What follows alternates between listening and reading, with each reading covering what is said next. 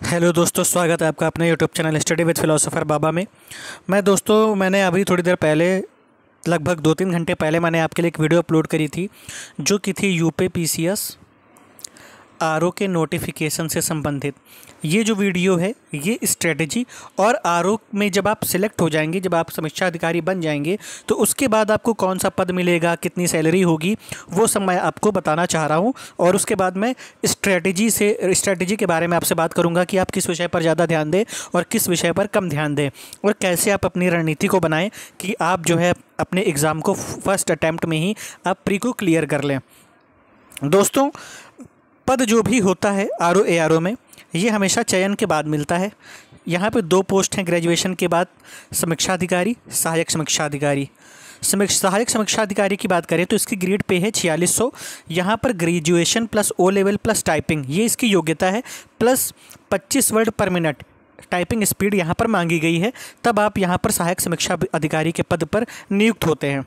और अगर आपके पास ओ लेवल नहीं है, उसके अलावा आपके पास कोई भी ऐसी डिग्री है जो 1 साल आपने कंप्लीट की हो उस डिग्री में, जैसे बीएससी कंप्यूटर साइंस हो गया, एडीसीए डीसीए वगैरह, तो आप उसके थ्रू भी आप सहायक समीक्षा अधिकारी यानी एआरओ के लिए आप एलिजिबल हैं। अब हम समीक्षा अधिकारी की बात करें तो ये ग्रुप बी की वैकेंसी है, राजपत्रित अधिकारी, ग्रेड पे 4800, सैलरी लगभग 74,000 के आसपास बनती है।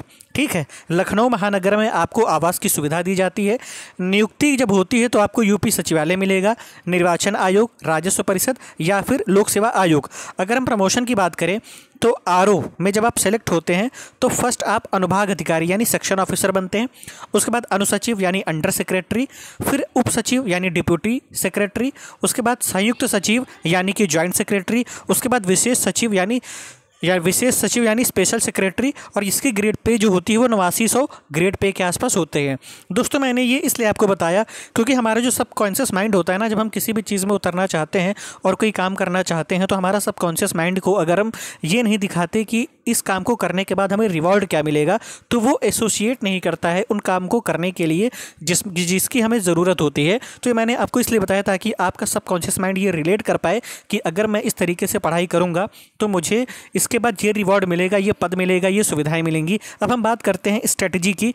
तो स्ट्रेटजी फॉर आरओ एआरओ के लिए बात करें, इम्पॉर्टेंट फॉर एग्ज़ाम के लिए, तो यहाँ पर जो मैंने इम्पॉर्टेंट हैं उनके हिसाब से मैंने लिखा है क्रम वाइज, यानी कि सबसे पहले कौन इम्पॉर्टेंट है, उसके बाद कौन इम्पॉर्टेंट है, उसके बाद उससे ज़्यादा इम्पॉर्टेंट, इस तरीके से मैंने क्रमबद्ध लिखा है। ठीक है, तो सबसे पहला है करंट अफेयर्स, लगभग 20 से 25 क्वेश्चन यहाँ पर आपको देखने को मिलेंगे।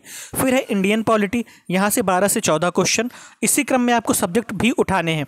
फिर ज्योग्राफी, चाहे वो इंडियन हो चाहे वर्ल्ड हो, यहाँ पर से 14 से 16 क्वेश्चन आपको देखने को मिलते हैं।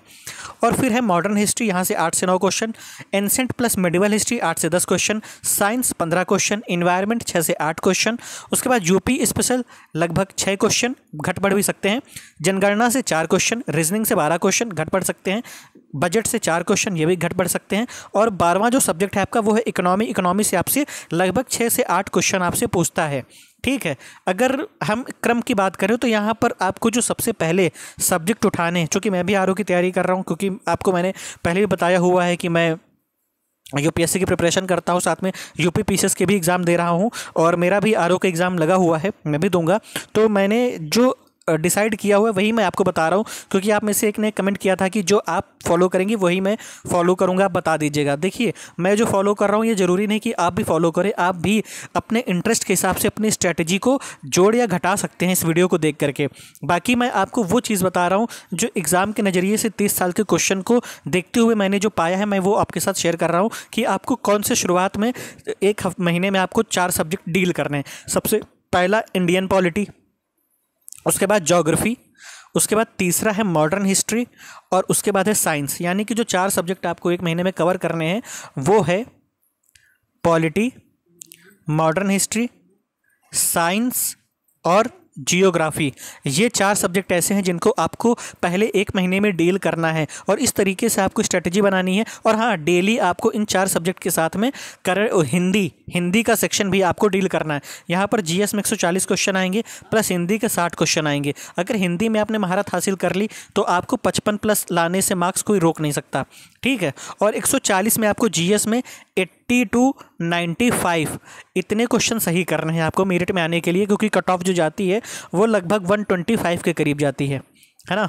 जो कट ऑफ जाती है वो 125 के करीब जाती है, तो आपको ये याद रखना है। तो मैंने आपको क्रमबद्ध रूप से जो सब्जेक्ट ज़्यादा इम्पॉर्टेंट से कम इम्पॉर्टेंट की ओर मैंने आपको पूरी डिटेलिंग कर दी है। आपको इस हिसाब से अपनी रणनीति को बनाना है और इसी हिसाब से आपको काम करना है, ताकि आप अपनी तैयारी को अच्छे से कर सकें और अपने एग्ज़ाम को क्लियर कर सकें। अगर आप लोगों के कमेंट आएंगे कि strategy video with book list बता दीजिए, टाइम टेबल बता दीजिए, तो मैं वो वीडियो आपके सामने लाऊंगा, लेकिन वो आपकी डिमांड पर लाऊंगा।